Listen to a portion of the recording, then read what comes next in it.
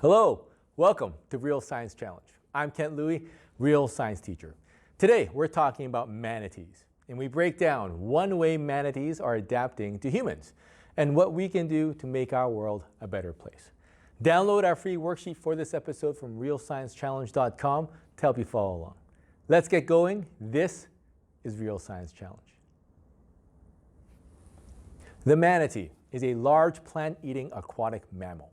These animals can be found in the Gulf of Mexico, in the Amazon rainforest, and in Africa. Consider some of the largest colonies of manatees living off the coast of Florida in the following locations. What all these colonies have in common is that they're close to thermoelectric power plants. The thing that makes me go,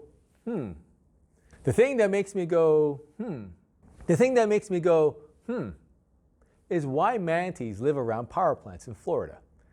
I want you to take a couple minutes and come up with two explanations for this phenomenon. Link your explanations to some of the science you already know, or discuss with a partner. You can draw out and label your ideas under the Illustrate Your Science section of our worksheet. Set your timers for 2 minutes. Pause the video, then come back afterwards when time is up. You ready? Begin.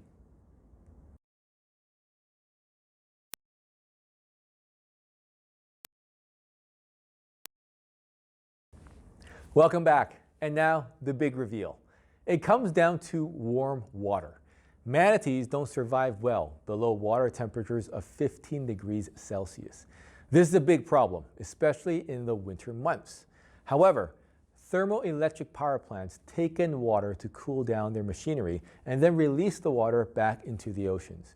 This flow of warm water creates a perfect spa for manatees to live. This is also a great example of how human development has disrupted animal behavior and caused animals to adapt to humans. Without these power plants, manatees would traditionally migrate further south in the winter for warmer waters. Instead, these manatees have become dependent on these power plants, bringing them closer to humans, where they could be harmed by boats or other man-made developments.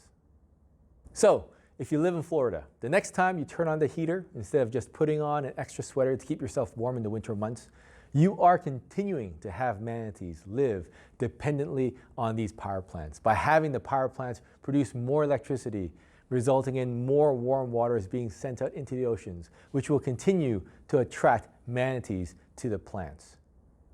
I want you to make some connections between what you just heard and your prior experiences. Consider manatees, power plants, and animal behavioral adaptations. What does this make you think about? For example, this reminds me or makes me think about this thing I learned in English class because fill in the blank. Write out your ideas under Connection Corner of our worksheet and follow the prompts to get you started. Now for some homework to help you put some science into practice and into action. First, this episode is a good example of how we can practice creating CER, that is, claim, evidence, reasoning statements in science. For example, our claim, C, in this episode is that manatees have adapted to live close to power plants. Our evidence, E, is a map of Florida showing the locations of some of the largest manatee colonies corresponding to power plant locations. And our reasoning, R, is that the warm waters flowing out of power plants create the ideal habitat for manatees to live. Now, what CR statement can you write about the sample data we'll provide you in our handouts? Second, get involved and help the manatee.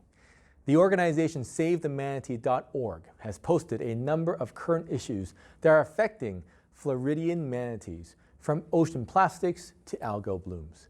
Check it out and help protect an animal that continues to be affected by human behavior. Thanks for watching Real Science Challenge. We have more resources for the science classroom on our website. Also, please subscribe to our channel by clicking the buttons below. Until next time, stay safe and make science real.